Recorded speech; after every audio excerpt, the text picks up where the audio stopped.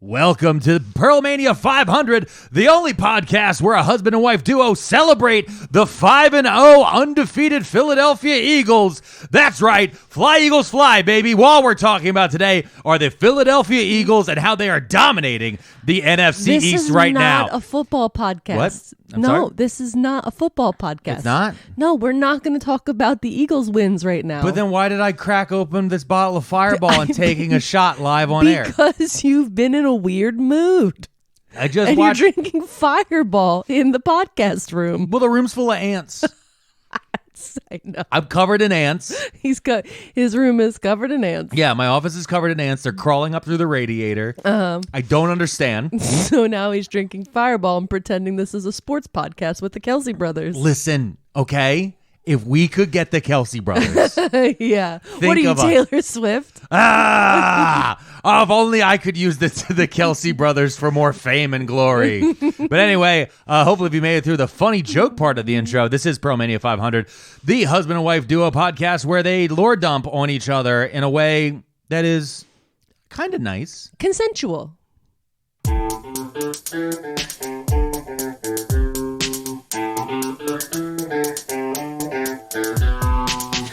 There's a place where you can't stay when the world gets too insane.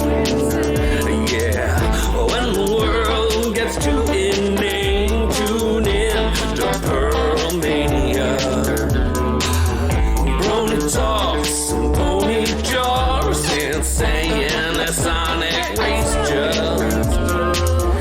Fitness scams and grifters, damn, and various other miscellanea. So there's this place where you can stay to let those Pearlmans save ya. Pearlmania, Pearlmania, Pearlmania 500. Take it away, Pearlmans, and remember to smile.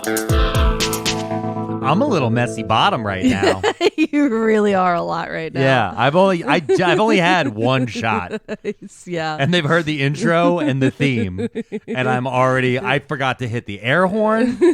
His Name Was Dusk is going to feel very weird about it. As we say on every episode, though, all of our music comes from His Name Was Dusk. Check the show notes for links to his places to listen to more of his music. Yeah, great.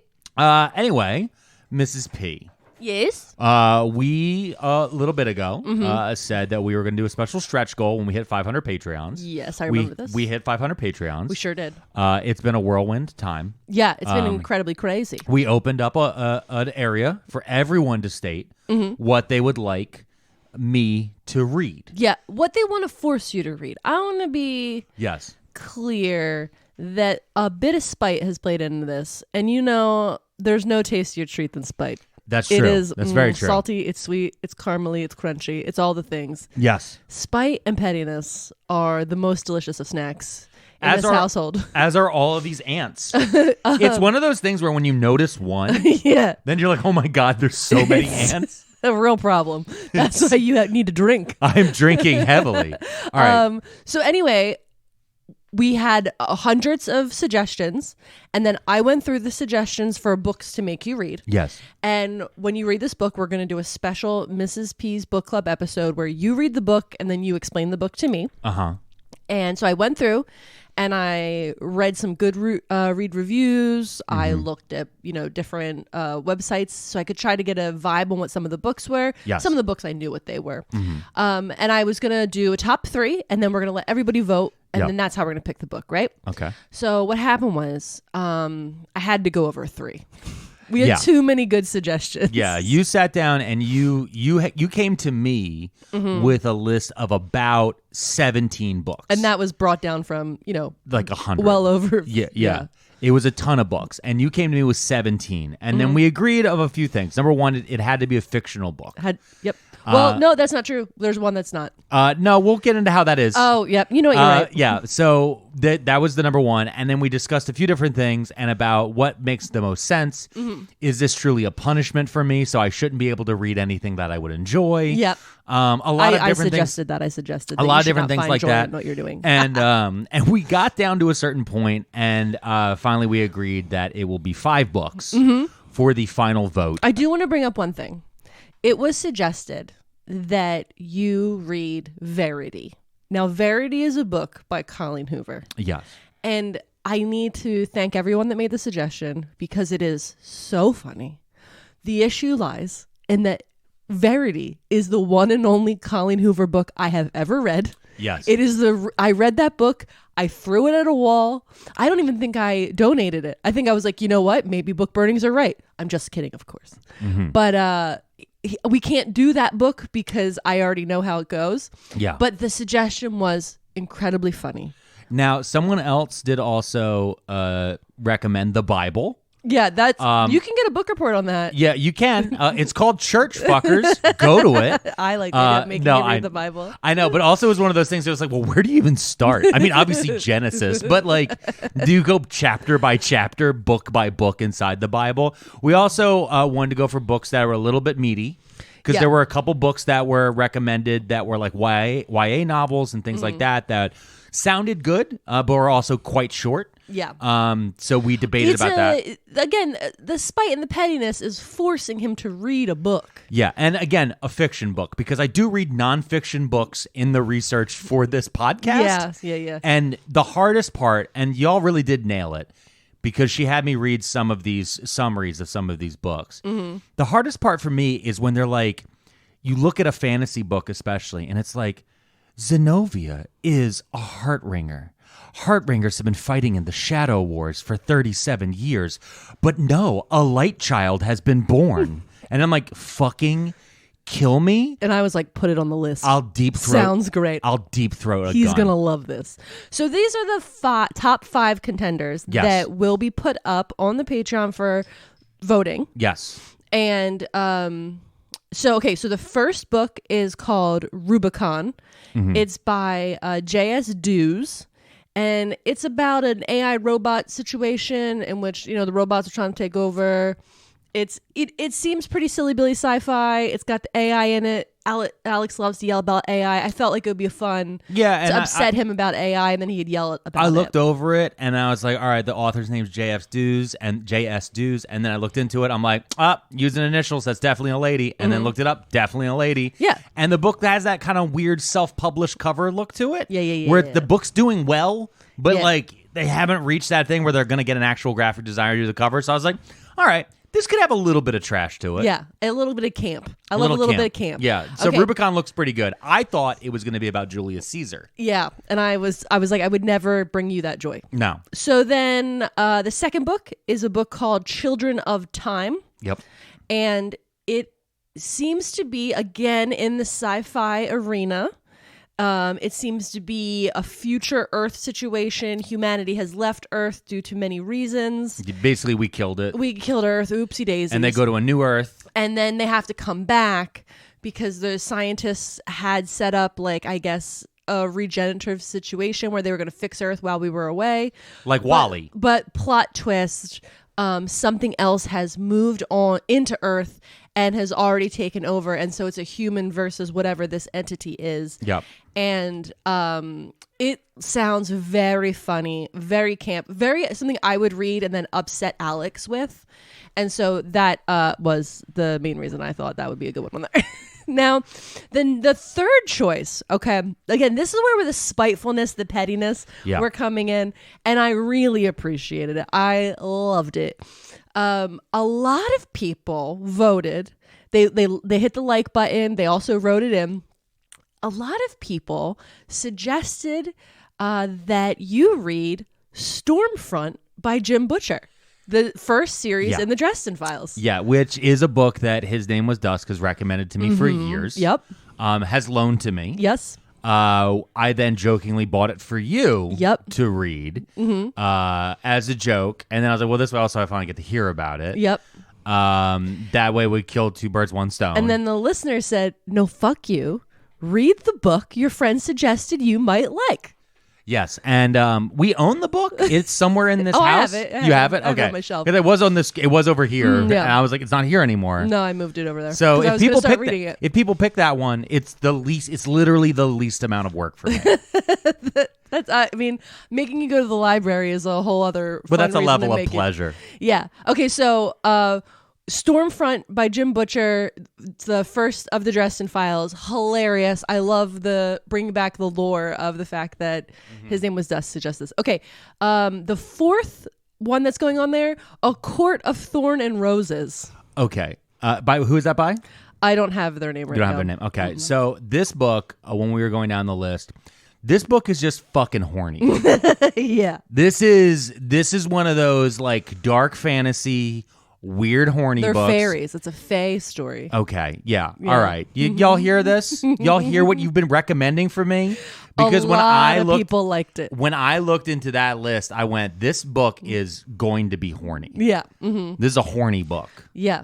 So that's where I'll leave that one. Okay, and then the final, the number 5. Well, of all the fiction titles that we've chosen. The fiction titles we've chosen. Now this one made me laugh out loud, as the kids say. Yes. I had a good guffaw, and I was so excited that someone wrote it on here so I could put this on this list. We had a write-in for The 12 Rules by Jordan Peterson. Okay, so now here, I know what you listeners are thinking. Because I did look it up because we were discussing it. Mm-hmm. It's 12 rules. Yeah. How long could it be? That's what I thought. 448 pages. For 12 rules. I would like to point out, and I will make this joke again if I'm forced to do this book. The 10 Commandments are on 2 stone tablets. And there's only 10 of them. And there's only 10. Yeah. Jordan Peterson wrote 12 rules on how to live. Mm-hmm. And it took him 448 pages to explain it. Yeah. So just want to throw that out there. Those are the 5. Those are the 5 books that will be going on to be voted for. And I'm going to put that live. Let me look at the calendar here because I don't like to do it the same day as when we post the episode. We're going to do that Wednesday, October 11th, 5:30 p.m. Eastern. Mm-hmm. I will post the poll. Yep. For all of the team leads and feds to vote in. Wait, what? The feds are not allowed to vote. They're feds. They pay a lot of money. I will let them vote. In fact, honestly, feds, if you're a fed, message me directly and you automatically get 5 extra votes. No. As a Democratic. No. You're Absolutely you're fuck not. You're a Democratic super voter. The same way the DNC runs this fucking political party. No, I'm kidding. You will get one psycho. vote. You will get one vote. I can't even believe we're giving the feds one vote. I'm giving. Listen, they paid After everything $30. I learned about the feds, come on. They're paying $30. All right, team leads are paying 5. Okay, fine. Hey Huns are paying 3. I'm gonna accept this, but I'm not gonna like it. You're not gonna like it? because I don't like joining up with the feds. Well, that's just how that goes for everyone out there. You ready to do Hey Huns? Yeah, I'm ready to do Hey Huns. Are you ready to do Hey Huns? Yeah. All right. Hey, hon, let's meet our team leaders. This is our 39th episode, so if this is your first time here in Hey Huns, wow, where you been? These are all of our Patreon subscribers and their special names that they have sent in to us. So let's go down them. You ready for them? Hell yeah. All right, up first, we have Oh Ya Ya Frito. Hey hun. After that, we have All Hail the Lord. Hey hun. You're going to like this next one. Okay, I'm ready. Potato _Latka _Supremacy. Facts. Big facts. You know what? Let's go. Well, that's very Get too the loud. sour cream. Get the applesauce. Let's go. After that, we have Gourd. Okay. It says Gorges to me. Oh, Gorges. Yeah, Oh, there it is. I was like, is it Spanish? We got Brazilian ones sometimes. We have some Brazilian Patreons. I thought it was going to be like Jorges. No, it's Gorges. Yeah. All right. Hang well, on. I didn't expect a pun. After that, we have Benjamin and Venetia. Oh, hey hun. Thank you guys so much. After that, we have Dextrus. Hey hun. After that, we have Mitch McConnell Horcrux. I feel like that's like the 30th Mitch McConnell Horcrux. How many are there? There's so many with Glitch McConnells. Listen, y'all, it's getting closer and closer. Every day. This next one is very good, and it makes me very happy. Oh, he had to do the second click. That means it's real long. It's very long. It's all one word. I got a promotion, so I can afford this now. And then they sent in a message. Now, it's been difficult for us to get messages from my God, people yeah. because Patreon has done an update. Patreon is doing a lot of changes right now. I know it's looking different for you guys as end users, but for us as creators, it sucks shit. And I don't know where any of my buttons are. So I was able to find this random message, and they explained to us that they finally make enough money to become a team lead. Yeah. Because in their real life job, they've been promoted All right. to team lead. Hell yeah. Let's go. I love that corporate synergy, you know? Yeah. Let's circle back to that later. After that, we have thanks for the pumpkin bread recipe, Mrs. P. Hey, There I you was go. secretly giving out pumpkin bread recipes in one of your TikTok comment sections. Oh, were you? Yeah. That's good. You should post that on the Patreon. Oh, I could post it on You there. can It's make not it. my recipe. It's I don't care. a different guy's recipe, but he nailed it. Yeah, but you said the link to where it was. Yeah, I've but been putting the link we'll up. put it in the Patreon, and you probably have it on your Instagram. After that, we have Malevolent. Hey, hon. I like it. I know. Step on me. Whoa. After that, we have Lori D. Giovanni. Hey, hon. After that, we have Jamie Robinson. Hey, hon. After that, we have, oh my God, I love this name. This is an amazing name. What is it? Ho DiMaggio. Let's go. Go. Ho DiMaggio. You know what? I'm going to finish my shot on that one. It's Fireball's full Vance. I'm just kidding. It wasn't. You made me look. I know. He's panicking. I choked mid-shot. I was just trying to look cool in front of Ho DiMaggio. Oh, man. After that, we have Paulie 7979. Hey, hon. After that, we have Napoleon Boner Fart. This is dumb. I love it. Hey, hon. You caught you. It's You good. choked on that It one. was good. After that, we have definitely _ not _ spiritual _ leader _ of _ a _ cult. I believe them. They're definitely not a leader of a cult. Yep, Because you definitely wouldn't not ever say it. No, definitely not a spiritual leader of a Yeah. cult. Well, there's Financial leader? Yes. Oh. All day. Every day. After that, we have Shenyun paid subscription service. Which we found out a funny little tidbit today. Yeah. Your dad came over to help us with some stuff around the house. Yep. We had a plumbing issue, and he came over and fixed our garbage disposal. Yep. Big shout out to Yep. great basement grandpa. Basement grandpa. Yep. Yeah, we keep him in our basement to fix stuff. But he mentioned that your aunt, he gave them the ticket. He was like, oh, yeah, I was going to go, because I was talking about a theater I went to recently. Yeah. He was like, oh, yeah, I was going to go to that theater to go see the dancing.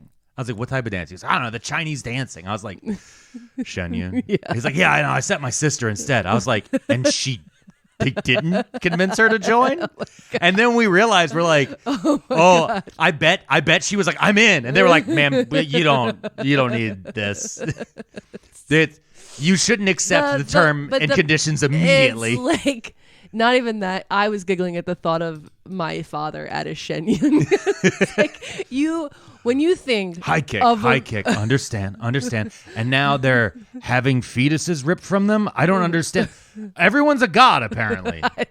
But also just like the way my dad looks aesthetically. Yes. Like he's just a big dude. I'm gonna from listen. Philly. I think this is a safe thing to say. Yeah. Your dad, if you didn't know him, Yeah. you'd be like, that man is racist. No. He looks it. No, he doesn't. He does. Listen, when your dad looks stern, the first time I met your dad, I was like, that dude doesn't like Jews. And then the next thing, he was just like, you like potato latkes? And I was like, this dude loves Jews. So, yeah, your dad's cool. My dad looks like a Philly dude. Your through dad and through. looks like the Thing from Fantastic Four. Your dad looks like I he love should you, yell. Dad. If this is the episode he listened to. He's not listening to it. He could listen to this episode. I love you so much. No, listen, I love you too, Basement Grandpa. Your dad's great. I know. He's the shit. I know. It's very funny. I need to put it in the people's heads. Imagine if Ben Grimm, the Thing from the Fantastic Four, was seated in a tiny chair. The chair is his A arms tiny are outside theater of the chair. Yeah. Yep. And he's just in the middle of the theater. And then Shenyun begins. And he's just going, what the fuck? Yeah. When did communism enter the chat? All right. You ready for the last one? Yeah. Okay, because as you know, all of our Hey Huns, all of our team leads, and all of our Fed Patreon subscribers, they can get ad-free episodes. Oh, really? I did not know that. Did not know that. It's almost that's one of the biggest selling points of Patreon. Yeah. Which our last person here decided to let us know. Okay. with their Patreon name. Here to avoid BetterHelp ads. Bet. Let's go. Listen, I know they're in the front end, they're in the middle end, they're back end. I hear it all the time from my listeners. We don't pick them. Fuck BetterHelp. You know what? I'm gonna say it. Fuck BetterHelp. Yeah. Come at me, BetterHelp. Don't come at me. Don't come at me. Don't. All right? Because mark that moment you can that is delete the it. exact I'm not fucking writing it down. That's work. But that's exactly like Meatball Philly. When they were like, oh my God, no. You're meatball filling it right now. Meatball filling it right now. For our listeners who don't know, there was some looting that happened in downtown Philly. Yeah. There was a local Philadelphia influencer who goes by Meatball. Great name. Meatball was live streaming the looting. Yeah, not a and good at idea. one point yelled into the camera, "Y'all police ain't gonna do shit. You better come out here and stop me." And then they did. Live on the live stream. No. And Meatball is out here wilding out still. It's crazy. But maybe it's just a thing. Maybe it's the energy. We just are like, yeah, let's go. And then we shouldn't. You get like real hype. You get real hype when you're like, I'm doing a crime. I love doing crimes. Yeah, all right. Allegedly. Wait. Allegedly. There we go. We have a button for that. Jesus, I forgot we had a button. Sorry about that. We've been talking about so many dead people that I haven't had a chance to use the button. But that was all of our Patrons, so let's give them one more. Hey, hon, let's meet our team leaders.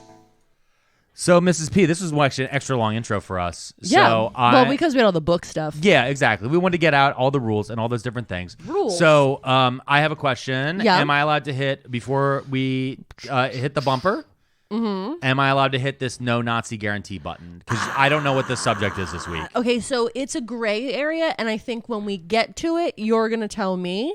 Okay. And if we'll get to a certain point, I'll let you know, and then we might be able to. We might be able to hit it midstream. See, the whole thing with the no Nazi guarantee button is I like to hit it like before we start telling people what it's about. I can't. Okay, so we'll take a bump. We're gonna take a quick bumper. We're gonna get in the cars and bump it back and forth. Just drinking Fireball and taking bumps, huh? Yep, that's exactly how we're doing it. Stay tuned for whatever the fuck this episode's about. Coming up after this quick little pause. Pearlmania, Pearlmania, Pearlmania, Pearlmania 500. And we're back. So listen, the big part of the Eagles game today was when Hassan Reddick got those back-to-back sacks. This is not a sports podcast. This is a podcast about lore dumping on each other. Okay. Yeah. All right. And I've got things I need to tell you. What are you dumping on my chest? Okay. So I want to talk to you about Ouija boards. Ouija boards. Mm-hmm, okay. Mm-hmm. Yeah. So what happened was I was thinking about the Ookie Spookies. Yeah. Because we're in Fucktober. Yeah, Fucktober. I was hoping we could come up with a pretty better name, but it turns out that everybody, the Patreons and all the people that write the emails, they say, we love Fucktober. Yeah, and to be fair, y'all, it's Fucktober. Yeah. Do you want to spell it? Fucked. Like, that's fucked. Tober. Got it. All right. I thought we were doing something ookie spooky fun, lighthearted. No. It just ookie spooky fun is still fucked.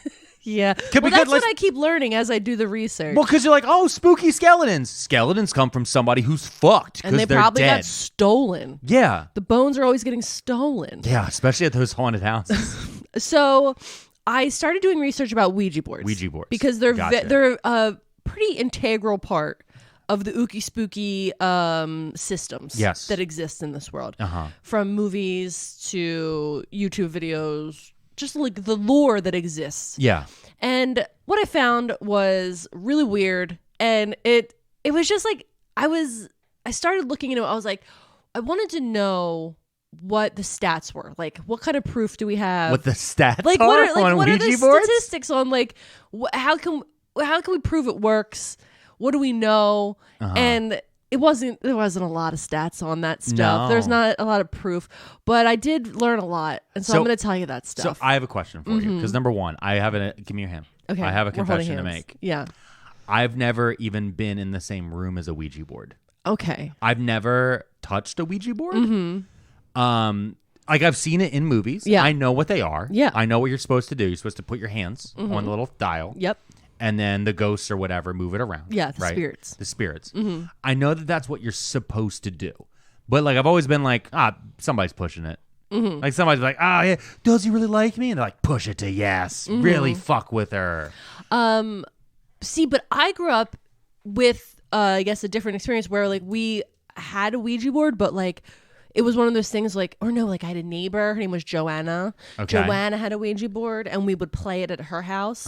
With the lights off? Yeah, of course. With candles lit? Yeah, of course. With like scary They were, music like, in the Bath background? and Body Works candles. Of course, there were Bath and Body Works candles. But like my aunt would never let us have one in the house. Like very superstitious. Okay. Grandma, would always be like, you're not bringing that devil board into our house. Oh, So, really? Like, I grew up with a very like, this is a dangerous instrument. You don't play with it. And then because you're gonna let a demon into our house, and like there's all this like lore about how like when you open the portal, you have to close the portal, and if you don't close it, the demons are gonna stay in your house. Oh, and you okay. think that you're talking to a spirit of a loved one, but it's actually a demon pretending to be them because demons are tricky. Yeah. So like when I was growing up, it was like this fun thing that like the cool parents let their kids do, but my family was like, it's full of the devil. Like, so we never had one in the house. Okay. So Yeah. you were just like poor. Yeah. Because like all the cool kids that I knew, if they're like, they got the cool parents. They had like a Sega Genesis. Mm-hmm. And you guys were like, we have a board with a magnifying glass. I wasn't allowed to And have it's it. It was full of the demons. devils. Yeah, you have a devil board? I didn't. We weren't allowed to have the it. cool kids I knew had Mortal Kombat with the blood turned on Sega Genesis. Okay. Wow. What? I mean, listen, we came from different backgrounds. So what I want to do is I'm going to start for a brief explanation. I feel like you already know this, but for our listeners too, of what spiritualism is. Okay. Okay? Yeah. So this is me kind of discussing definitions I found about spiritualism. Yeah. And anything she gets wrong, make sure you write the meanest comment possible to her Okay, about great. it. I love this. Because, October's super you know. fun for me. I like how this is going so far. So spiritualism was a social religious movement from the 19th century. It was all about the spirit world, the afterlife, and the spiritualists, the people that felt that this was their religious movement, they didn't feel it was like static. So it never got like books. Like people didn't, the way that Christians follow a Bible, the spiritualists didn't have writings right away. They didn't have a certain way they all met together. Like it was more of a movement that was going across the country all at the same time. There was two main beliefs, right? That the contact with spirits is possible, and that spirits are more advanced than humans, which led the spiritualists to believe that spirits are capable of providing useful insight regarding moral and ethical issues, as well as the nature of God. So this is where we start talking about like, yes, the ghosts exist. You can talk to them. And once they pass over, your brother, son, dad, or whomever you're talking to will have been given more knowledge from the other side. So that's why you seek information from them. Gotcha. Okay. So spiritualism flourished for about a half a century without the canonical text or any formal organization. They maintained cohesion through periodicals and tours by lecturers. They had missionary style activities, but that was more like mediums going and putting people in trances and having seances. But again, like the missionary wasn't what we would consider a missionary now. And then something really interesting that I did not know, because so many of the prominent spiritualists were women, a lot of, in air quotes, the religion of spiritualism has a lot of women's suffrage and a lot of abolition of slavery mixed into it. Okay. Yeah. So the leaders of spiritualism were huge into women's suffrage and really into the abolition of slavery. And that makes sense. I mean, it makes sense Yeah. because, when you look at the established religious places they could go, churches and things like that, like men are controlling them. Mm-hmm. And those people who are running those institutions at that time would have a reason to want to keep the status quo as is. Yeah. Versus people who are setting up a new religion or just a new movement at all, have a vested interest in change of any type. So they even if they didn't believe in it, which I'm not saying they didn't, but even if they didn't, they would have a reason to back that. Yeah. Because you're trying to get whatever audience you can. Yeah. Also, I found out I did not do any like hard research into it, but there's these two spiritualists. They're called the Fox sisters. They're very famous. I was thinking about doing a whole episode on them because they're so wild. But the Fox sisters really pushed the spiritualist movement. They were the ones that could always say they could hear knocking on stuff. Are they the ones that Houdini did stuff with? Yes. Okay. He was always trying to prove them wrong. Yeah. So the Fox sisters were huge in the spiritualist movement, and the thing is, they had really tight connections to Quaker revolutionaries. Okay. So the Quaker abolition of slavery was how it was getting mixed in, because the Quakers were kind of open to spiritualism, because again, the way that Quakers in quotes worship is way different than a lot of other organized religions. And I just said all the things. At once. It's fine. But real quick to the listeners who don't know, Quakerism now it's changed a lot. Yeah. West Coast Quakerism especially has more formal with preachers and service leaders and all that stuff. Yes. Oh. But the classic Pennsylvania, or we'd say more Pennsylvania style, but kind of what we're used to in our little corner, which is what William Penn and a lot of the founding Quakers who came over here originally were, is everyone sat in a room together until the hand of God touched you, and then you stand up and you speak. It is kind of, again, that form of spirituality. Yeah. The Spirit, the Holy Spirit is touching you, and then that is what's speaking to you. Yeah. One of the weirdest funerals I ever went to in my entire fucking life was a Quaker funeral. I don't know if I've mentioned this before on the show. I think you did. I think I did. But we all sat there in dead silence, no pun intended, until somebody stood up and decided to just talk. Yeah. And there was no beginning. There was no end. They just knew it started at noon and we were going to end it at 1. And we're just going to sit in this room and just let whatever we feel like is supposed to happen. Yeah. And that, it makes sense that the Quakers would be like, yeah, okay. Yeah. The Quakers are new it. Yeah. So despite numerous instances of fraud, okay. Yeah. The appeal of spiritualism was strong. Okay. And prominent people really liked it too. Yeah. Okay, lots of people.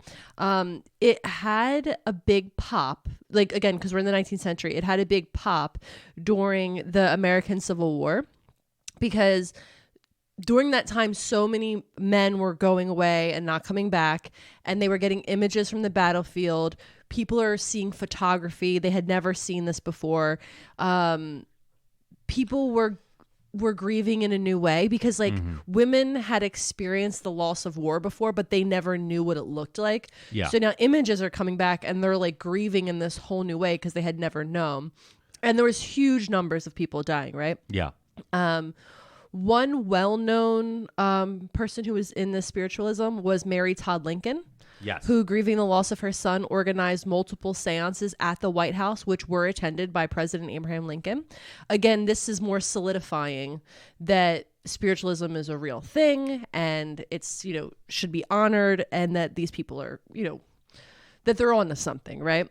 A lot of historians believe that the rise of spiritualism can be directly related, again, to the Civil War, and then later World War I, when it has another rise of massive casualties. Again, people start to go back to spiritualism. Yeah. I would say we also are going through a lot of that now. One would be because of 9/11 and the Iraq War in Afghanistan. And then also because of what everyone just went through with the pandemic. Yeah. There's a lot of that, the crunchy mom pipeline type of thing. A big part of that is spiritualism. You're looking to try to make sense out of a senseless world. Yeah. So demonstrations of mediums, seances, automatic writing, was really profitable. Yeah. Okay. So I just talking about the spiritualism, it's a religion. This is what it is. It's incredibly profitable. It also has that crossover thing, and especially in the early 1900s, late 1800s, because we've talked about a bunch on the show with quacks. It has that crossover thing that we also see a lot every time there's a new form of social media. Yeah. Because there's a scientificness to it. Yep. the pseudoscience part of it, everything else. And you go, no, this has to be real. It has a website. Yeah. It's the same way of, this has to be real. It has a magazine, which it has to be real. It has a radio show. And then we learned from this podcast that you can make your own magazine at any time. At any time. And if you need a radio station, go to Mexico, baby. Listen, when are we starting our radio station? That's the question. You're literally talking into a microphone, being heard by people around the world. So here's the thing. This part of spiritualism, the mediums, the seances, all of this performative stuff became the most popular form of entertainment that was like at the time. So it becomes this incredibly popular form of entertainment, but at the same time, it's also like spiritual catharsis for people. Yeah. So it's in like this really weird kind of area where like some people are taking this really seriously because they miss their loved ones, and then other people are like, what are we doing Friday night? Let's go to a fucking seance, bitch. Get the fireball. Like, this is a entertainment for sure, right? Yeah. So showmanship is becoming more and more popular in spiritualism. So being really good at it in an entertaining way is becoming more important than like helping people with like talking to their family members, if you will, because you have to be able to put on a good show. So people love visible, audible, tangible evidence of spirits, right? And any way that they can get that, they're going to pay money for it. We see it today. Like, there was like the Long Island medium. Yeah. Like, she would go, like, you could buy tickets to her shows as she traveled the world, and she'd be like, oh, do you know somebody whose name starts with the letter S? I see an S. And it's like, are you the count? The count on Sesame Street? You see a S floating by? Yeah, the cold reading, the same way the John Edwards guy did. Yeah. There's that guy. And then you see it on TikTok Lives all the time now. Oh, yeah. There's the TikTok Lives where my favorite one is when they have the magnet stick. Yeah. That just kind of hangs there. Like, ask any question. It's just like, yes, no, maybe. I'm like, this is just a magic 8-ball. I love it. Just buy a magic 8-ball. So, like I said, movement was really appealing to reformers, and it also was appealing to people that wanted to reject organized religion, and also it was appealing to people that wanted to make a lot of money. Yeah. So as spiritualism grew in American culture, so did frustration with how long it took to get any meaningful messages out of spirits. So people got impatient. It's so funny. Yeah. It's like the guy who finally gets a smartphone and be like, what do you mean it's loading? It's like, dude, you're talking to somebody in Mongolia right now. Yeah, and it's taking an extra minute to load. Oh my God. So calling out the alphabet, waiting for a knock on the wall, writing a letter. This was all becoming boring. Okay. Yeah. We need something more fun. We need Mr. Beast. Yeah, we need the TikTok of talking to dead grandmas. Rapid communication with breathing humans at this point in time. The telegraph had been around for decades. People are used to a certain level of communication. So they're like, well, why can't spirits be reached easier? Right? Like, they're getting impatient. As a culture, we're like, we have faster communication than this, and this is like the difference between a boomer needing a call versus me just being like, just text me. Yeah, you know what I mean? Yeah, this is why did you leave me a voicemail? Well, what? Who the fuck is listening to a voicemail? I know. Well, the only time I listen to voicemails is when I'm in a doctor's office waiting room. It's the only time. Oh my God. It's literally the only time I'll check, and it's literally just me going in and deleting them. The only time I listen to voicemails is when I get a text message that says, hey, do you know your voicemail box is full? And I go, oh shit. Then I go and delete them all. No, that's my favorite. I used to have a really long voicemail. I know. And that was just this whole long ramble. Oh my God, it was so annoying. It was so annoying. And then you get to the end, it goes, voicemail box is full. But it was like a 45-second. Oh, real jerk it was move. the best. Real jerk I move. miss it. I lost a job that way. I was applying to these jobs. They were like, absolutely the fuck And not. I missed the first call, and I called the guy back, and like they didn't answer. And then they called me back again. I answered it. And the guy was like, oh, you're going to answer this time? I was like, yeah, I just missed you. He's like, yeah, I sat through your whole fucking voicemail. Fuck you. I was like, what? He's like, I'm never hiring you. I was going to offer you a job. I was like, no, you weren't. He's like, yeah, I was. But now I see who you really are. Damn. And I'm like, well, now I know it wasn't a good fit. Yeah, that's what it was. It was just you creating a filter for people Yeah, what's what I do in real life? Okay, so let's talk about Charles Kennard. Kennard. Charles Kennard. Isn't Kennard a thing? We'll get there. Okay. Okay, so Charles Kennard is a businessman. And by a businessman, I mean this is a guy who's always looking to make a buck. He's not like the best businessman or the most honest businessman, but he's a businessman who wants to make $1. Okay? Yeah. He grew up in Delaware, state of Delaware, and moved to Maryland's Eastern Shore in the late 1800s after developing a secret bone mix recipe for fertilizer. So, look out. He's a bone mix secret fertilizer man. Bone mix. Okay. Okay. Is that Now- like bone broth? Yes. Like for Alex But Jones? for your But- plants. But for dirt. It's bone broth, but for dirt. Yep. The government and the secret Zionist globalists are keeping you from a good bone mix. Yep. But he's here, Charles Kennard. Now, this was actually really successful. His bone mix fertilizer did bring him some success. I know that works actually from Minecraft, weirdly. Okay. And his plant, he had made a plant where he was making the fertilizer.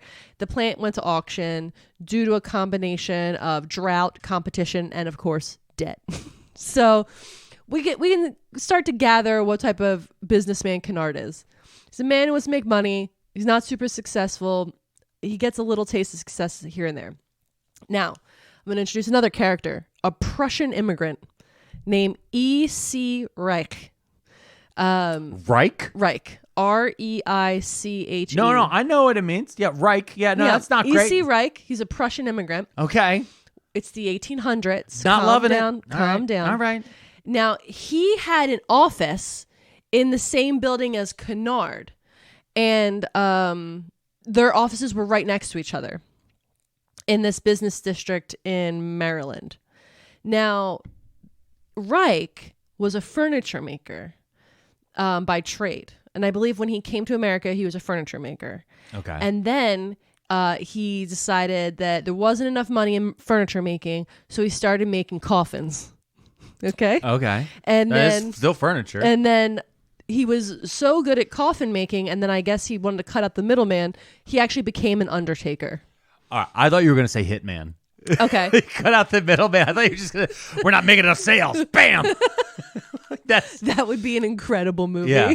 That would be, I think that is a movie. Is it? I don't know. It feels like one. So around 1886, the Associated Press reported on a phenomenon taking over the spiritualist camps in Ohio. Because at this time, Ohio, big into spiritualism. Well, yeah. A mecca of spiritualism, if you will. Well, it's your choices in Ohio, right? Or to be in Ohio. Yep. Or imagine anywhere else. Yeah, dealing the other side. I would rather imagine death than my current situation in Ohio. Oh, so they were talking about this new phenomenon called talking boards.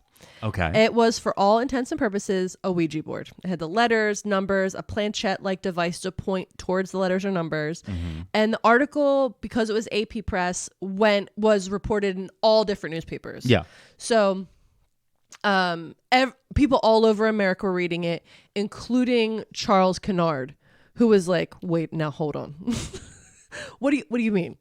So after reading this article, Kennard walked across the hallway to Reich, because again, they work in the same building, they're just renting different areas, and is like talking to him about this, in air quotes, talking board phenomenon in Ohio. And they start kind of collaborating on this idea of how they're going to make their own talking boards, because Reich is like, well, I could just use the same wood I make coffins out of. Yeah. That's pretty cool. That's pretty cool. So, and then Reich was like, do you want to see a dead body? So Reich, now I also need to point out that Kennard kind of successful at this time, kind of sort of successful. His business is slowly fading. Yeah. But so this is before the bone. The bone fertilizer is dropping. It's falling off. It's like watching a business slowly fail. It's like watching your friend buy NFTs. Yep, Okay. It's that. But Reich is really successful. He's the biggest coffin maker in town. Everybody knows him. Everyone keeps dying for some reason, but they trust me with their loved And ones' so corpses. He starts making these prototypes for the Ouija board. Okay. He's the first person that makes the Ouija board that we know today, where it says like yes, no, and then the arch of letters, and then the goodbye at the bottom, and the numbers and everything. Okay. So Kennard, while Reich is making these out of wood, Kennard begins pitching this idea to potential investors. He's like, guys, I have got this idea. Hear me out. We're gonna sell wood with numbers and letters on it, and it's for the ghosts. Okay. Imagine a typewriter, if you will, except it's for your dead grandma. And your dead grandma who never learned to read or write, by you, because this is the 1800s? 1900s? It's the late 1800s. So if my grandma knew how to read and write, then she was... a witch. Yep. Then she can definitely use it. And so I do want you to picture him getting kicked out comically style, like Victorian era, kicked out of buildings. I'm picturing him being hoisted by both his collar and the back of his pants. Exactly. And then tossed like a suitcase out the door. And then he comes back and he's like, but my hat. And then they throw the hat and hits him in the face and he tumbles backwards. Yeah, that is exactly what happened. Into a pile of muck. Over and over again. However, he did eventually pull a group of investors together. Were the investors dentists? We have Elijah Bond, local attorney. Did not expect you to actually have an answer. And we have a man named Colonel Washington Bowie, a surveyor. Okay. And then I don't remember who the other two are. Okay. But these are the ones that are important. I was going to ask if dentists, because dentists famously have a lot of disposable income. Yeah. And weird hobbies, and they never know what to do with the money. So yeah, I just wanted to throw that out there. Should have went to dentistry school. Yeah. They have a high suicide rate, though, don't they? I don't know. I think they do. I think. You know what? I'm going to hit the... Allegedly. I said they have a lot of money and they're bored, okay? I'm not going to out here. And I'm like, I think they kill themselves. No, we're not. We're not defaming dentists, okay? Okay, so... some of the most boring people I know are dentists. Remember that one time? Yeah. Yeah. So... they start somewhere a listener's like, I want to know about that one time. You don't. It was just a boring. It was just a very boring conversation. So boring. And we couldn't find a way to get out of it. No escaping it. Yeah. Okay, so after he gets and investors, it was about the Grateful Dead. He starts the Kennard Novelty Company to exclusively make it and market these talking boards. Now, none of these men I've mentioned are spiritualists. Okay. They don't believe it. They're just all businessmen. It's bullshit. They're literally businessmen who are identifying a niche market. Yeah. Okay. And that is it. Now, but I want to point out, he calls it the Kennard Novelties, not the Kennard Reich Novelties. Nope. Kennard Novelty Company. So Reich is there, but he's not in the name. Yes. Okay. And yeah. So Elijah Bond, he was the attorney. He practices law then, and he also does patent law. Did patent law, not alive anymore. Because he's been dead, unless we grab a Ouija board. So, maybe we should ask him about this. Yeah. So, I'm not opening a demon portal in our house. Are you kidding me? I may not believe in ghosts, but I believe in demon portals. Yeah. It's called Ohio. Poor Ohio. So, here's the thing. As an attorney, Bond knew that they would have a really hard time getting a patent on the Ouija board because you have to prove it works. That's a fair point. That's a fair point. So he was like constantly talking to them about like, listen, we have to find a way to prove this fucking works, or we won't be able to get a patent. So here is the thing. Bond brought in his sister-in-law, Helen Peters Nosworthy. I swear. Name. Nosworthy. What a name. Helen Peters Nosworthy, because she was a medium and a spiritualist. And this is his sister-in-law. And he gets her, and they go down to Washington together to file the application. In Washington, D.C. Okay. Now, the chief patent officer demanded a demonstration. If the board could accurately spell out his name, which was supposed to be unknown to Bond or Nosworthy, he wouldn't allow the patent application to proceed. So this officer is like, listen, you have to prove this is real or we're not wasting our time filling out this fucking paperwork. Okay. So they all sat down, communed with the spirits, and the planchette faithfully spelled out the patent officer's name. What? Mm-hmm. Now, whether or not it was mystical spirits or the fact that Bond, being a patent attorney, probably already knew this dude's name from the records, whatever, okay? But it spelled it out, and the guy was like white-faced and shaken and awarded Bond the patent for his new, in quotes, toy or game. Shut the fuck up. Yeah, so he did get the patent. I could see. All right, so I'm picturing a man. Yeah. Balding. Right? Yeah. All right, was it Bond you said the lawyer's name? Yeah, Bond. All right, Mr. Bond and Mrs. Nosworthy. Peters Nosworthy. If you understand your ghost board so well and you wish to prove it to the United States Patent Office, the only office to survive the War of 1812, might I add. If you wish that to be true, then spell my name. There's no way a woman could do this. Whoa! That's the most Conan impersonation I've ever done. I said good day, sir, but in a positive manner. The first patent on record offers no explanation of how this device works. It just says it does.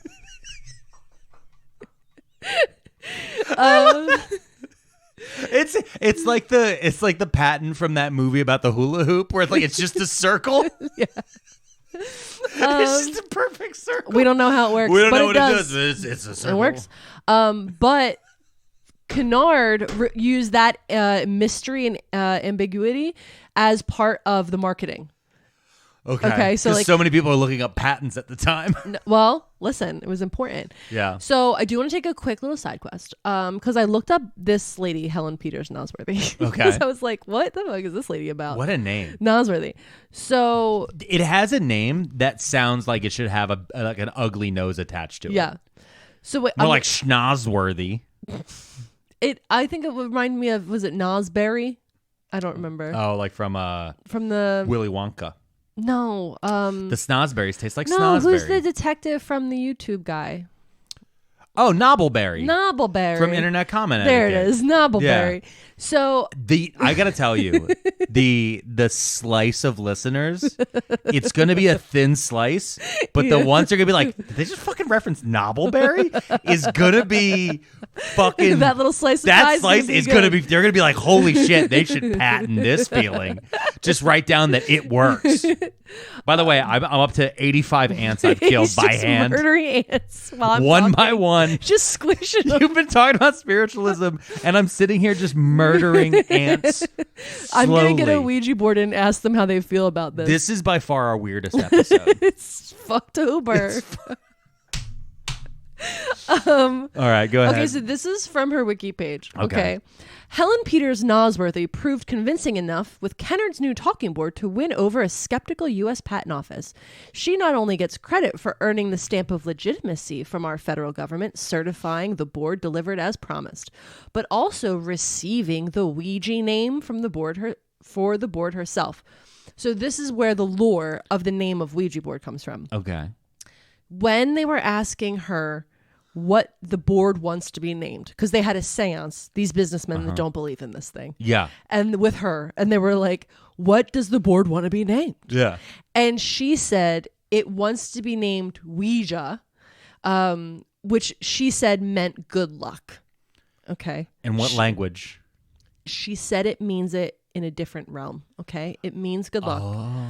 However, many people think that she picked that name because there was like a famous writer that she had a locket on that had the lady's name was like Ouija, but she just said Ouija because she liked her so much. Okay. Also, some other people think that she just took to oui and ja, which are like two forms of yes. So it's actually a yes board? Yeah, it's a yes board.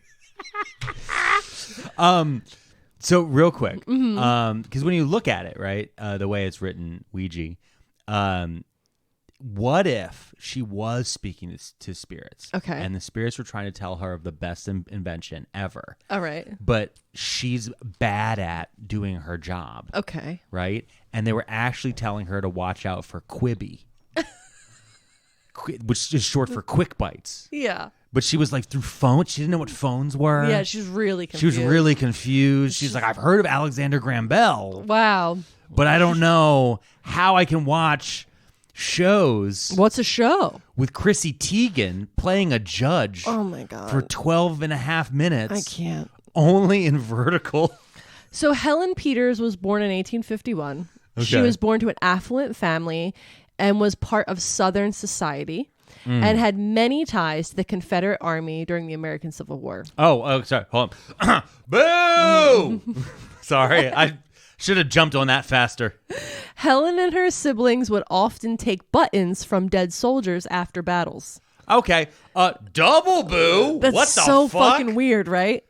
But I had to write this down because Yeah. it comes to play later. She is was she a carry-on beast? Living in Baltimore, she became a noteworthy medium and spiritualist. And once she got a hold of the Ouija board, she started really using it as part of her whole like spiel, right? Many years after the Ouija board patent was granted, Nosworthy's family collection of Confederate buttons went missing. The family got together and had a seance to ask the Ouija board who had stolen them, and the board implicated one of the family members. Dun, dun, dun. Nosworthy refused to believe the board and disavowed it, and spent the entire rest of her life telling everyone that the board was fake and told lies. But did she ever get the buttons back? No, I don't think so. This was all that was on the wiki page about her. Is she collected Confederate buttons As a child. She got the Ouija board patent passed. Yeah. And then at some point, somebody stole all those stolen death buttons. Yeah. The Ouija board implicated somebody. She said, "Not my kid." And then she went on a tour de force for the rest of her life saying it was full of shit. That's incredible. That's so good. This is just a grifter grifting themselves. I think, what's very funny, though, is like when you think of like going to go see a medium, right? Or somebody who does seances, fortune teller, any of that type of stuff. And if I was to go to one and they'd be like, oh, okay, like, who do you want to speak to? I'm like, I want to speak to my dead grandfather who I never met. They'd be like, okay, great. And then they reach under the table and they pull out a fucking Ouija board that says like Milton Bradley on it. I'd be like, get fucked. Yeah. I could do this at home. There is a great palm reader in Atlantic City. I love I know, her. you've Her told name me is about it. Cher. You've told me about her. She's the best. Yeah, you've told me about Cher many times. And I'm always mad her. about it. I love her so much. Yeah. Should I go to Cher? You should go Cher. I do have one beef with Cher, and that is that when my friends and I were down in Atlantic City and we went to see her again, she didn't tell us that the pandemic was going to be happening. Yeah. And I was like, your whole business is based on touching hands. I feel like you should have warned us. I tell you what, if Cher's still there, I bet she is. do you think she is? There's no way. All right. How about this? I'll make it. I'm going to go ahead and throw out a stretch goal. Okay. Another stretch No. goal. All right. If we hit 1,000. Yeah. All right. Which is like a long way off. That's way off. If we hit 1,000 Patreons, I will go have my palm read by Cher. Cher. And if she allows us, we'll videotape it. Oh my God, that would be such an incredible video. And it would just be for the Patreons. Yeah. Okay, so I want to go back to Elijah Bond. This was the brother-in-law. By the way, just want to be clear. Cher is not Cher.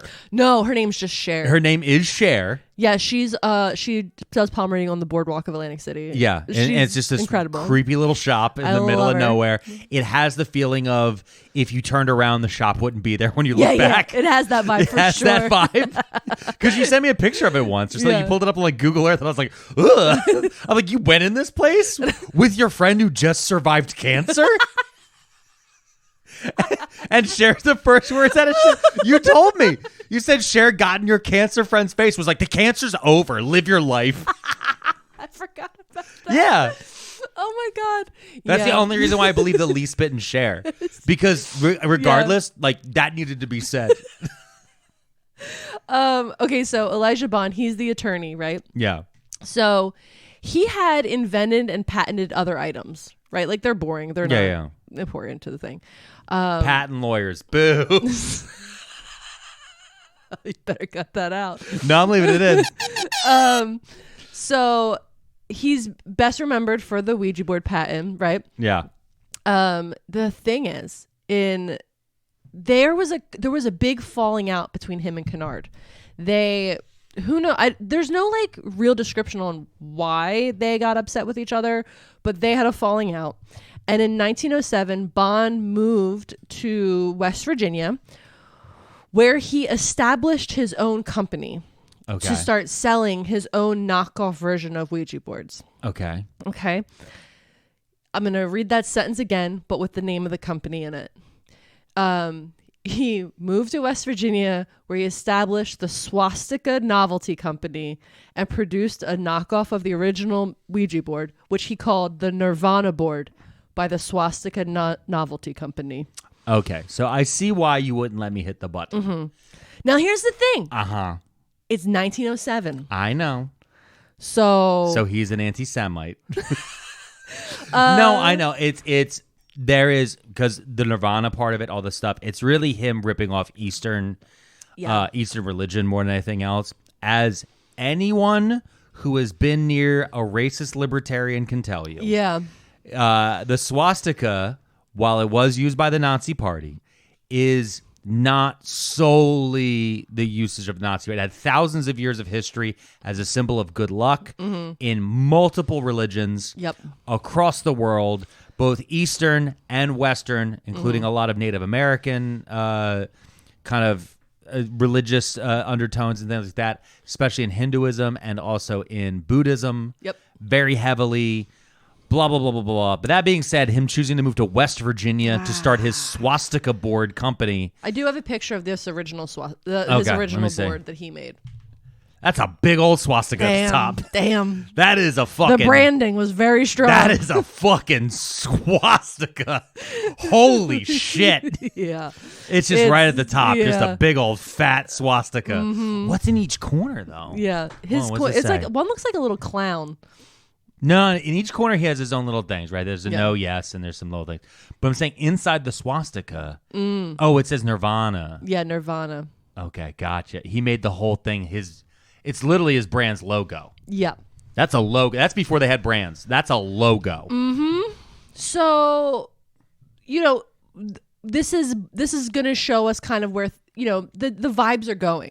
Yeah. One of the founding partners left and started his own off-brand one. Yeah. Another part of the founding process, she turned on them and spoke against them openly for decades. Because the board accused someone of stealing her stolen Confederate body buttons. Yeah. Okay. So, again, just to be clear, an undertaker... where's the German? An undertaker and a fertilizer salesman are the people that invented the Ouija board. But where is the German undertaker in this? Has he just vanished from the story? Oh, the Prussian? Yeah. Oh, no, he's still here. He's still making them. He's still making the thing official is boards. He does disappear. Within this historical story, at a certain point, he disappears and you never hear from him again. And Kennard never gives him credit.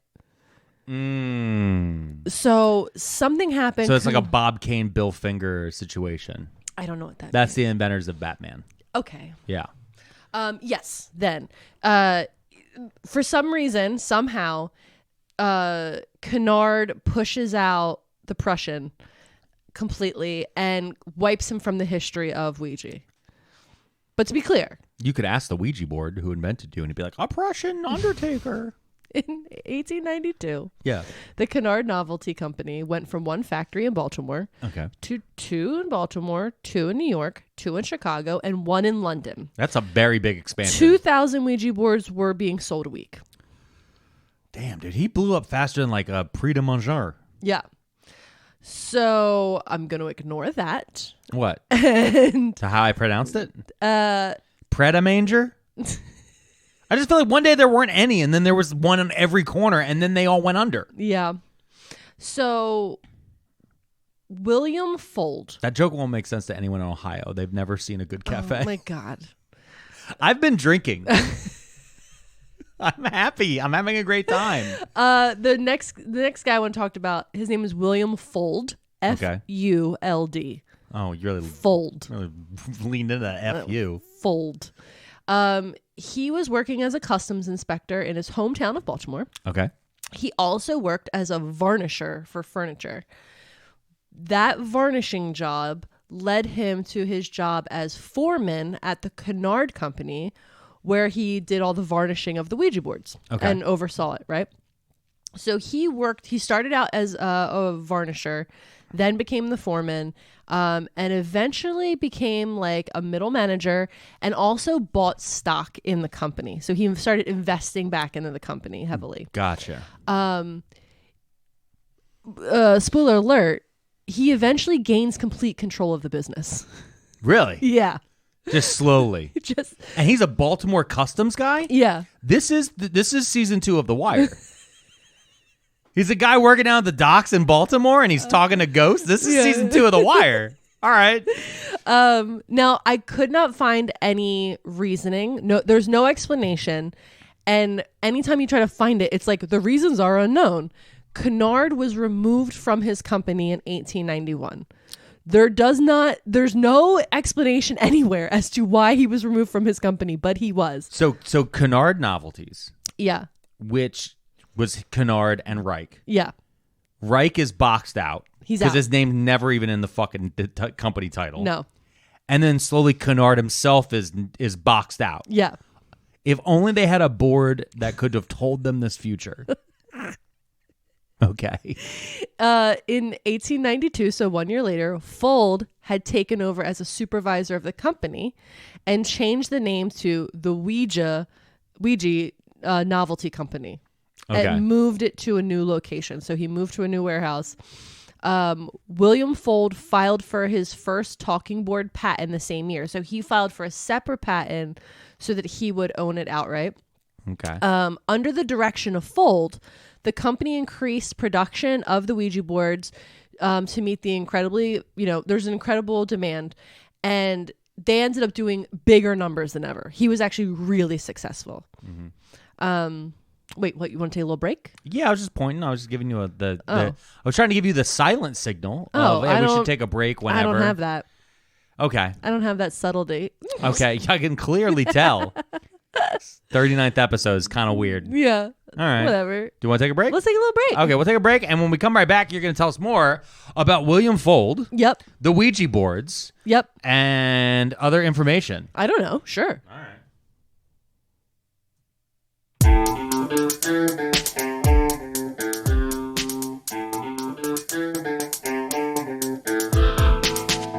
And we're back. Yeah, we had a nice time. We did? No, I just sat here. Yeah, you just sat there. I went and peed. I scrolled on my phone. Yeah. Okay, where did we leave off? Okay, so Fuld took over. Yeah, Fuld took over. He won the whole company. He went from dishwasher to owner. Yeah. A real American story of pulling yourself up by your bootstraps. Yeah, 100%. And somehow kicking your boss out of his own company. You know, honestly, I'm guessing. I'm going to go ahead and throw it out there. Because Kennard's long since dead, right? No. What? The next sentence I was going to tell you is that what happens is Fuld becomes really successful, right? Uh-huh. But the whole time, Kennard keeps attempting to manufacture his own talking boards. No, I meant to today. Oh, yeah, they're both. Yeah, they're both long dead. Yeah. I'm going to say it. What? Kennard's a drunk. Oh. I'm just going to throw it out there. Probably. I'm just going to throw it out there, and I don't have to hit an allegedly button. Because motherfucker's been dead. Okay. So I can say whatever I want. All right. What's he going to do? Talk to me through a Ouija board? Okay. I won't let them into my house. Demonic portal closed.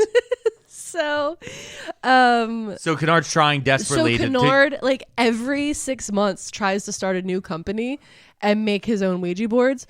But here's the thing, Fuld, again, somehow, just like a varnisher from the docks, is really litigious and gets a good lawyer who sues Kennard every fucking time he tries.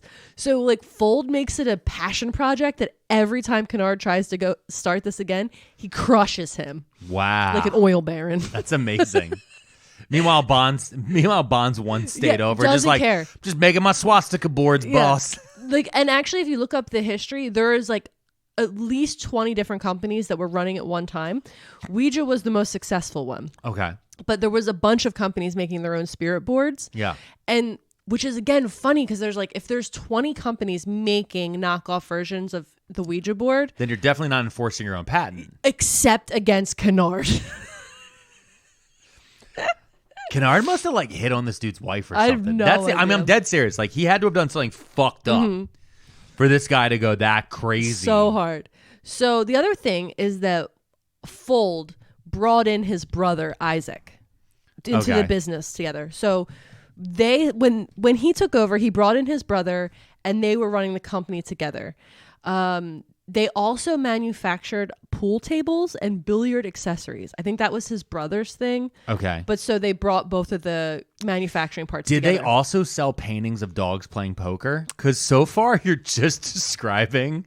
They're like, nah, man. We don't make rooms. We make like more like caves for men. Imagine, if you will, a place where you can smoke fine cigars and maybe have a have a poster that says ass, gas, or grass. Yeah, and your wife can't come in there unless Yeah. she's going to come get your dirty cups and bowls. Yeah, you have a special light you flicker, and when you flicker that light, it means bring me wings, Deborah. All right, so in 1901, the brothers' partnership ended in a bitter feud. I love it. Maybe Fold's the problem. William Fold changed the name of his company to the William Fold Manufacturing Company. He said, fuck the brothers. Yeah, going against the so there is a legal injunction that happens at a certain point, and Isaac, his brother's name is Isaac. Isaac goes against this legal injunction and makes his own Ouija board under the name Oriole, and they're exact replicas of the original Ouija board. William sued his brother in a case that remained open until 1919. So almost 20 full years. So I keep forgetting that all of this is happening in Baltimore. Like, so they definitely have bigger problems. Like, they both definitely have much bigger problems. And they're like, no, I'm selling the dead granny boards. No, I'm selling the dead granny boards. He named the company Oriole because he just loves the fucking baseball so much. Fuck yeah, dude. Piece of shit. William Folds, he started calling it the Oracle. Okay. Again, this is, so we have the Ouija, the Oracle, and the Oriole. Okay. Again, this is not good for branding, guys. No. This is marketing 101. You can't all be using similar names like this. It doesn't matter. It confuses the consumer. One of them is the Oracle. One of them's Oriole _ Yes. No. This is the Ouija Oracle, where we have the Oriole _ Ouija. Yeah. This is how your like one out of touch aunt buys you like the off-brand Barbie, the Babette, and she's like, I thought it was the same thing, and you're like, ah, man.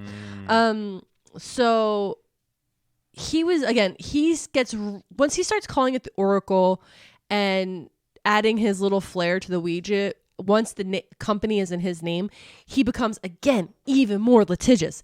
He is filing trademark and patent lawsuits across the board. He's going after everybody. Okay. Specifically at this point, his brother, what's his name? Yeah. And He's just Kennard. and Kennard. He's just like, fuck you too. In order to combat the growing competition from other talking board manufacturers, Fold knew that he himself needed to make a cheaper version of his own product. So what he did was he introduced another Ouija board called the Mystifying Oracle. It was an exact replica of his Ouija board, but it wasn't made of the same wood material, so he could sell it for less. Okay, so he made a cheaper Ouija board. Got it. That he sold himself, but he put it under a different company name. Okay. So, again, very capitalism 101 here. Yeah. We're just making a shittier one. Like, we admit that we're making you a shittier one. Yeah. Okay, you're going to buy the shittier one if you need to. He also launched a line of trademark Ouija jewelry and Ouija oil for rheumatism. The man got into essential oils? Mm-hmm. The business is going so good. Yeah. He started selling essential oils. To go with the Ouija Yeah. board experience. And I wonder if he put like a special magnet in there. So if you ask, do I need essential oils? The little dial pulls to yes. I don't know if the science existed back then to do that. Dang. He also trademarked the names Egyptian luck board, Hindu luck board, Ouija, spelled W-E-J-A, Ouija, as well as a trademark dealing with the word Ouija when it was displayed in certain ways. So again, he's going trademark happy. Yeah. He's every name in the book he's getting. William's brother Isaac became so embittered that he had... Okay, so again, I couldn't find all the information about this other than it happened. But they were fighting so long. Again, they had a lawsuit that went on 20 years together. Yeah. They were constantly at each other's throat in a business sense, if you will. Isaac's baby daughter had passed away and was buried in the Fold family gravesite. And so Isaac became so mad and resentful at his brother William, he actually had his baby daughter exhumed and relocated so that she wasn't buried with that family anymore. Jesus. And the two sides of their family, the Isaac versus William sides of the family, they did not speak for 96 years. Over Ouija boards. Over Ouija boards. And maybe pool cues. Yep. Actually, probably not even pool cues. Probably pool bridges. You know, the stick with the weird fan on the front that you use because you can't reach? Yes. Yeah. The one I've never actually been good at using, to the point where I used to... This tells you how toxic it is to be a man. You ready for it? So I was never good at using a bridge. But I have long arms and long legs. So like I could just like really always lean anywhere on a table. I never needed to use it. Yeah. Because I wasn't good at using it as well. So then I would just mock anyone who used it mercilessly. Okay. So that way I could get over the fact that I wasn't good at it. Wow. And then slowly over time, no one I knew would use it in front of me. Wow. I wonder why. I wonder why. Because you're a bully. And I'm alone. Yep. I have no male compatriots. William Fold would suffer a fatal accident at his Harford Avenue factory. Okay. This factory, he had claimed in the 1919 Baltimore Sun newspaper that he had done a seance with a Ouija board, and the Ouija board had told him to build this new factory here in the Hartford Avenue factory. This is what he said it spelled out. He said the Ouija board spelled out prepare for big business. Okay. Okay. So he's building this factory. He oversees the installation of a flag. They're putting up a big, I'm assuming an American flag, who knows. And the iron railing gave way and he fell off the roof of the building. Okay. While being transported. Okay. So he falls off. While being transported, one of his fractured ribs pierced his heart and he died at the hospital because of the transportation. Oh my God. Yeah. So, yeah, I guess that's some big business. Yeah, big business. He should have prepared for that. The building is still there, and it has been converted into senior living apartments. Really? Yeah. So here, hold up. Do we have an address? No, I don't have an address. That's just what it said about the I just pulled up Hartford ad. Okay. All right, because it's Hartford, right? Mm-hmm. Not Hartford, Hartford. Hartford, yeah, Hartford, you're right. Harford. Yeah, I typed in Hartford and it gave me this. So I typed Hartford Ave. So where it dropped it, right? Where it dropped the pin, because Hartford Ave itself actually isn't that big, because it then turns into Hartford Road as you start to leave Baltimore. However, where it dropped the pin, very close to the grave of John Wilkes Booth. Oh no! And the grave of John Hopkins. Okay. But also a lot of other graveyards. A lot of graveyards. It's just like a lot of, but it's like he picked like a This spooky is why it was road. such a good business center for Ouija boards. You have so many cemeteries. That's a lot of customers. That's true. That's true. It's also, when I'm looking at this too, this Hartford Avenue here. Oh, actually no, because that turns into Eanston. It has to be here. It has to be this stretch right here. It's somewhere there. So it's somewhere near. It's definitely somewhere near the grave of John Wilkes Booth, which is insane. But anyway, it leads pretty close to the docks too, because it takes you right down to where the old docks used to be. Yeah. You got to be close to the water so you can sell it. It's not far from the aquarium. I love the aquarium. Okay, so on his deathbed, Yeah. The Baltimore aquarium. he said he told his with children, a punctured lung. Mm-hmm. Okay. No, I thought it all went through his heart. Oh, okay. I thought. Yeah, I got it wrong. You're right. Yeah, so he's in the hospital. He's dying from the punctured heart, and he makes his children promise to never sell Ouija out of the family. He's like, my one dying wish is that you never do this. Yeah, don't sell the thing that told me to put the place there. After his death, Fold's children took over the company. Catherine and William A. Fold ran the company until the youngest brother, Hubert, became the president in 1942. Of course, Fold's family did sell. Okay. Not for decades. But Hubert was the one that began the discussion of, we're going to sell this, right? Did they ask the Ouija board? I don't think at any point any of them ever believed the Ouija board worked. I know, but I'm saying though, it's like, well, right before he died, Dad told us not to. I'm like, hey, Dad, have you changed your mind because they offered us $500 million? Yeah. Oh, yes. Yes. But also, like, knowing that the three of them would have their hands on it, and like two are clearly pushing in one direction, the other as the one's like, no, Dad said no. Dad said no. So in 40 years later. The family sold to the Parker brothers. Parker brothers. I thought Milton Bradley. Yeah, Parker brothers. Parker brothers, which promptly moved the Ouija board base operations to Salem, Massachusetts.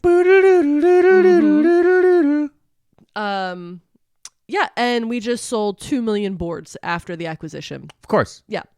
So actually, I couldn't find the statistics exactly, but I wanted them so bad. But when the Parker brothers bought and started marketing Ouija boards from Salem, Mass. At the same, like, that was kind of, no, that was like the 60s, but like, I wanted to find the numbers to compare when they released Monopoly, because originally Monopoly was their most successful board game, but I think Ouija board sales were so high at the moment that they went live with them as their new product, they actually surpassed Monopoly. So we're like well over 100 years later. We're here. We're in the podcast room. Yeah. And this is one thing I wrote down that you were saying at the top, like when we just started talking about this, is like historically Ouija boards are found to have greater popularity during uncertain times. Yes. Okay. So it's very much when people are looking for answers and they're feeling very high stress and there's like a lot of unknown in the world. That's when Ouija boards actually start selling more, because it's a really cheap, accessible, do-it-yourself oracle. And so there's been rise and falls in the sale of Ouija boards. Like, so in the 1910s, World War I, there was a huge surge in popularity again. During the Great Depression, the Fold company actually had to open new factories to meet the demand for the boards. There were so many people buying them. Now, again, I couldn't get clarity on this, but this one source said over 5 months in 1944, a single New York department store sold 50,000 Ouija boards. 50,000? For 5 months in 1944. Yeah. One store sold that many. Jesus. Yeah.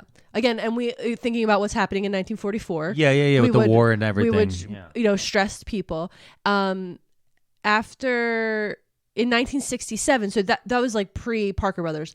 But in 67, when Parker Brothers bought the game and they start marketing it, it starts outselling Monopoly. Like I said, this is around the same time as race riots in Vietnam. Yeah. So again, just like people are stressed, people are feeling things that they don't want to feel. And people are dying. Yeah. So now we're going to get to the 70s. Okay. 70s, super fun time. There's this movie that comes out. It's called The Exorcist. Have you ever seen it? Yeah. You ever seen a little movie, just like a small indie film? Your mother sucks cocks in hell. Yeah. The Exorcist scares the shit out of people in the movie theater. Yeah, it does. That movie broke people's brains. Like for people who are young, who don't know, The Exorcist like destroyed people. Yeah, it really was a cataclysmic change in theater going at that point in time. Pea soup, head spinning, religion. Yeah. It was all based on a true story in air quotes. Yeah. It was insane, right? And so in the movie, the implication of the movie is that 12-year-old Reagan is possessed by a demon after playing with a Ouija board by herself. And so this movie showing this little girl playing with a Ouija board, a demon enters her body, then she has to get exorcised, and we all see what happens, changes the entire outlook on the Ouija board from this moment forward. From 1973 forward, everything about the Ouija board changes when it comes to the way that we think of them as a society. Oh, that's where the demon portal comes from. Demon portal. So your family saw a movie. Yeah. And then said, that's true. Facts. Gotcha. Uh-huh. Okay. Just explained a lot. Not just my family. A lot of families. A lot of families. Yeah.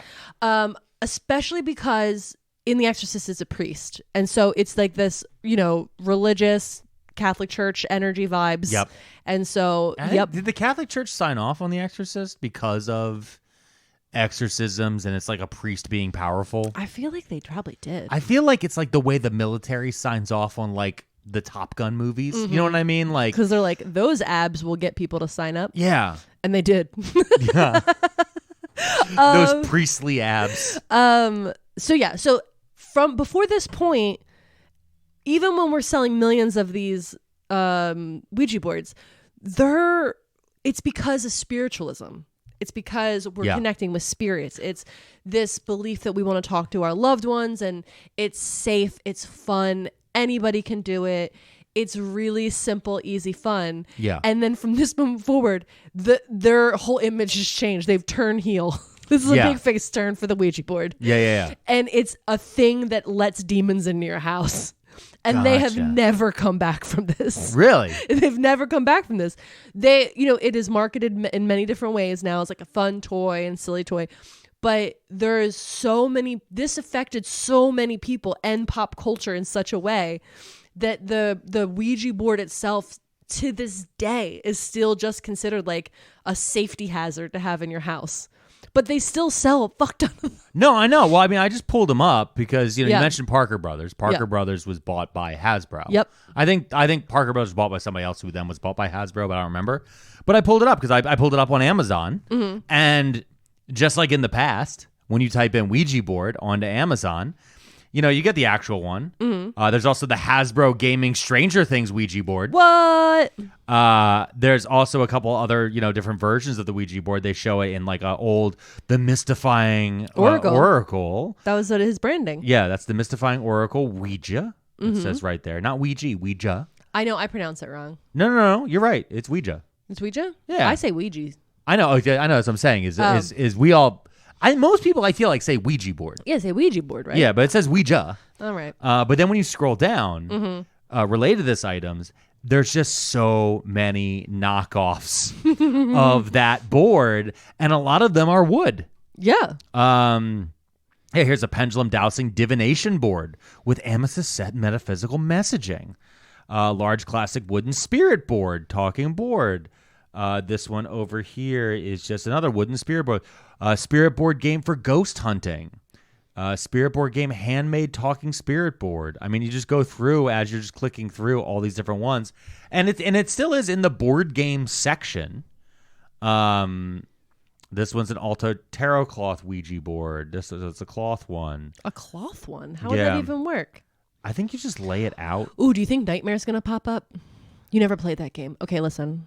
Side quest. Nightmare was my favorite fucking game growing up. Okay? It had a VHS of a ooky spooky guy that you put in, and he would yell at you from your TV while you're playing the Nightmare board game with your cousins. The best. I think I might have talked about it before on this podcast, but I just think I'm watching you scroll through them, and I'm like, oh, Nightmare's going to pop up. I'm looking. I'm on page 8 of 58, though. It might be a while. So here's the thing. You should type in Norman Rockwell Ouija. That'll be Let interesting. me see. I typed in nightmare real fast just to see. The one you're talking about doesn't exist. It's like a in that long way. purple box. Yeah, I know. It's probably on eBay. Yeah, it's going to be an eBay. It's going to be on thing. eBay. All right, so what am I looking here? I want you to Norman look up Norman Rockwell Ouija. The reason I'm saying this is, again, I just want to... It used to be silly, like safe. So I have a question. Likeable. Yeah, no, I see. These are just like two old people, and they're This not, was they're the not old cover people. of the Saturday Evening Post. Like yeah. this is... It was so enmeshed in society as like this thing that was fun and light, but now like after The Exorcist changes the fabric of pop culture, it's basically overnight that the Ouija board will be denounced by religious groups as Satan's preferred method of communication. Because they watched a movie. Yes. Okay. This is how weed became illegal. This is on a shower curtain. Cute.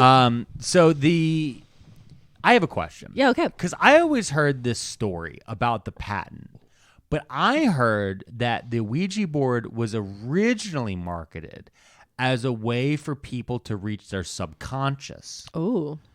And that eventually spiritualism took it over and like made it a ghost thing. Did you hear anything about that? No. I don't know where I heard that from, though. I mean, that could be...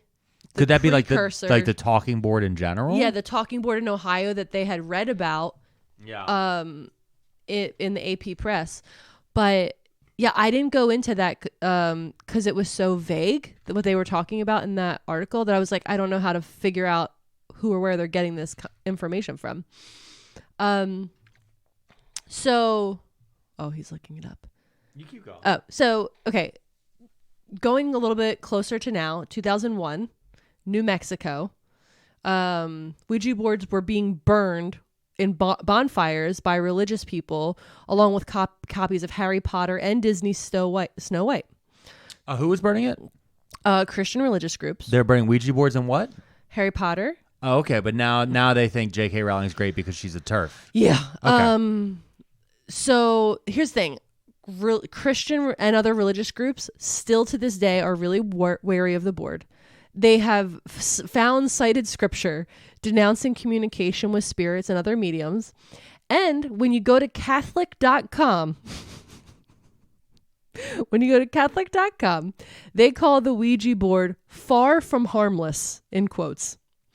In 2011, 700 Club hero Pat Robinson declared that demons can reach us through the board. Oh, fucking. They all watched the same movie, and then they thought it was a dream they had from God. I swear. Because this is like, it's so weird how this happened, because there was the same thing with Jaws. People used to not be afraid of beaches and like the water until Jaws came out. Then everyone was terrified of sharks. The weed movie.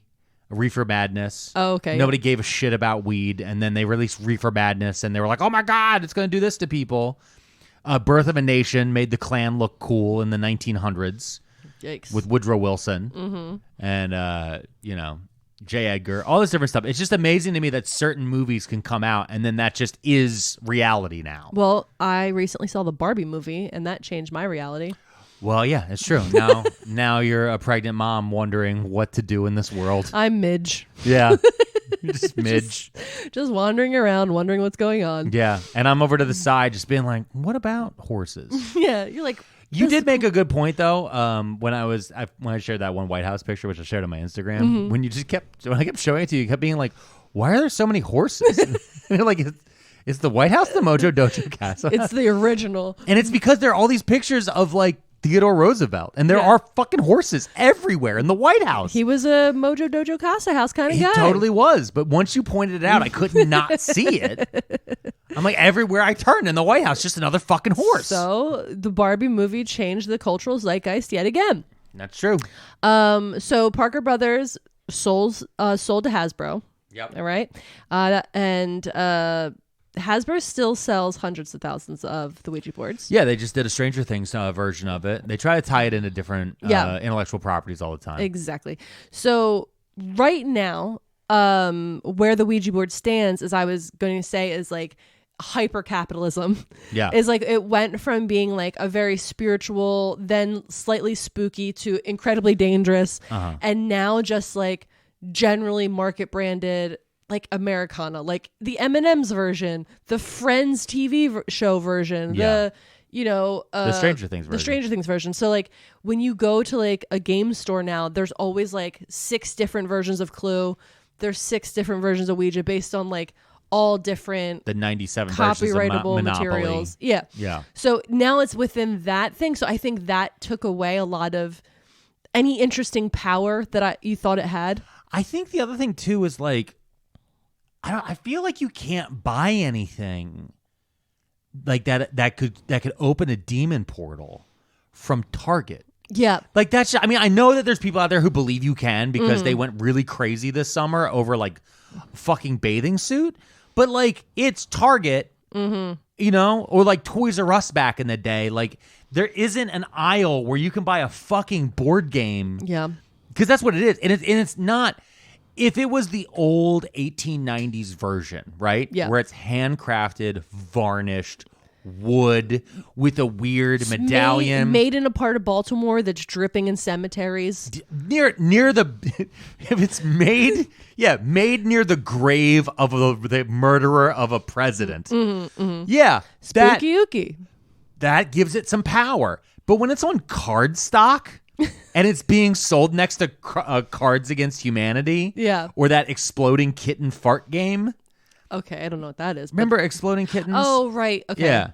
But it's like Angry Birds. Yeah. The Angry Birds card game. You know what I mean? Like it's being sold next to WWE action figures. Yeah. And My Little and the Pony. pop things with the big heads. Yeah. So, yeah, that's my whole deep dive into the Ouija board. I tried to figure out how if it works, and even the people that invented it didn't really think it worked, and I don't have a lot of faith in it anymore. But the thing is, I still love watching Ouija board videos. Wait, you had faith in it? Like I thought it was like, yeah, that's like it works. I like a Ouija board fun time with the girlfriends. Did you ever feel like you talked to somebody when you used it? I don't know. I don't think I felt like I was. Did you ever feel like you like got closure? Maybe. No, because we never were like, let's talk to our dead aunt. We were just like, let's talk to the ghost in the house. Oh, so you were just going for you know what's nebulous. funny is I would still feel trepidation having a Ouija board in our house right now. Really? Yeah, I'm gonna go especially buy because one. our neighbor told us our house is full of ghosts. Yeah, but I would buy one right now just because I know it scares you. And that's fun. That's funny. Yeah. Cause remember that time we found the My Little Pony RPG? Yes. Like in the scenario where we found a Ouija board in this house, I'd be like, the fuck, yeah, we're moving. No. Okay. Finding a Ouija board. And I agree. Yeah. Listen, I agree with you on that. If we found a Ouija, if I pulled back a floorboard, and there was a Ouija board there, right? Bad vibes. We're selling the house. Yeah. Okay, I agree with you. Yeah. You know what? 3.2% fucking mortgage rate. Be damned. All right. I will sell this house. We'll get a new mortgage with a different house. 9%. I don't give a fuck. Okay, we'll move. But like a Parker, a fucking Hasbro? No. Hasbro, dude. They made G.I. Joes. Okay? They make Transformers. Yeah. So okay? I feel real mixed about all this information that I've gathered. The thing is there's never been anything about Ouija boards that I thought were true. Because it's also one of those things where in every version I've ever seen of people on television and in movies using a Ouija board, it's always the 2 to 3 kids with their hand on the little dial, moving it around, right? And they're all looking, I'm not pushing it. Are you pushing it? I'm like, you're clearly all pushing it. Like, you're clearly all pushing it because there's also actors having to push it, like because they're doing a thing for a fucking TV show or movie. And so even then I was like, yeah, it can clearly be faked. Yeah. There isn't anything about it that is stopping. Feel like maybe this is another like thing where when boys are growing up, they don't get to go to enough fun sleepovers with girls. Like for obvious reasons, but like girls when they have sleepovers, they do Ouija board, they do like light as a feather, they play Bloody Mary. Yeah. They spook each other, they have a good time. Yeah. And it's part of the girl culture, if you will. Yeah. And y'all don't have that. No, we just have homophobic terror that we inflict on each other. Yeah, and that's bad vibes. It's bad vibes. No, it's terrible vibes. Yeah. No, I mean me and my friends when we would have sleepovers, we'd play video games. We'd watch movies. Okay. Often scary movies. You gotta watch scary movies. Yeah, I mean usually my friends watch The Exorcist. We didn't watch The Exorcist. Usually really? My friends would pick we would usually pick like a rated R action movie, a rated R scary movie, and then like a PG-13 comedy. Because my dad usually knew. He was like, rated R action movie, rated R scary movie, like, whatever. But he'd be like, rated R comedy, he'd be like, no, you're going to hear shit I can't explain. Like, he knew that, was like, no. But yeah, that was kind of more what our sleepovers usually were, was just kind of like that, and then like eating food really too late. Well, yeah. And then we'd wake up, because we always had like baseball or soccer in the morning. Like those were never just to have them. Sleepovers were never just to have them. They were always because we had an early morning thing the next day. See, again, so it was boy easier sleepovers for the are boys to always be a there. thing. Boy sleepovers are a... Well, you know what? You can change that. Okay. You know? You can start a movement here with our boy. Okay. Whenever he's here. Yeah. And you can turn to him and be like, listen, you're not getting CTE or bad knees from either American or European football. But if you want to have a sleepover, I'll get a Ouija board. Yeah. It's the Friends branded one. And then your dad's going to pull one out of a trunk. And be like, this one has been to war. And in fact, the dial is made from Confederate buttons I stole from an old woman who found them on a battlefield. Stole them from dead bodies. Yeah. I don't know why it was so glossed over on the wiki page. I was like, so there were children just running around stealing buttons from dead men? While they were singing songs.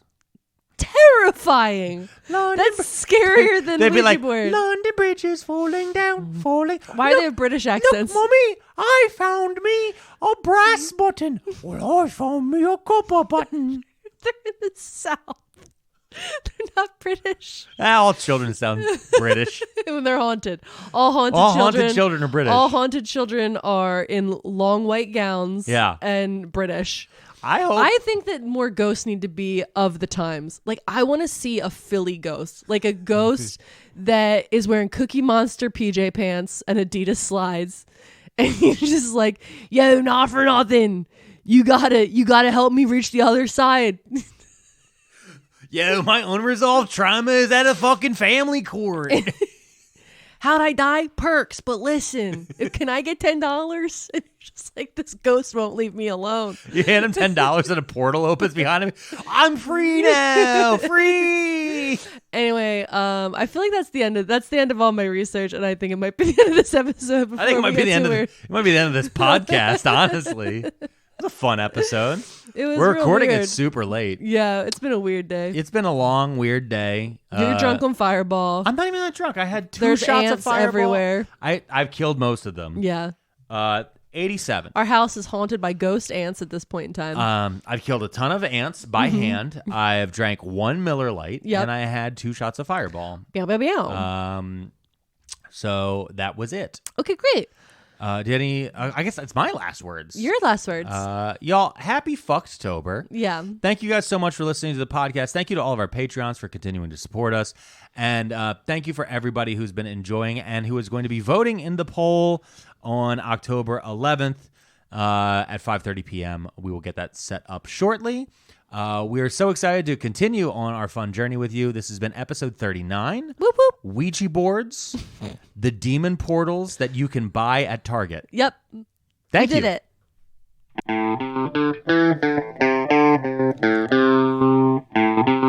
it.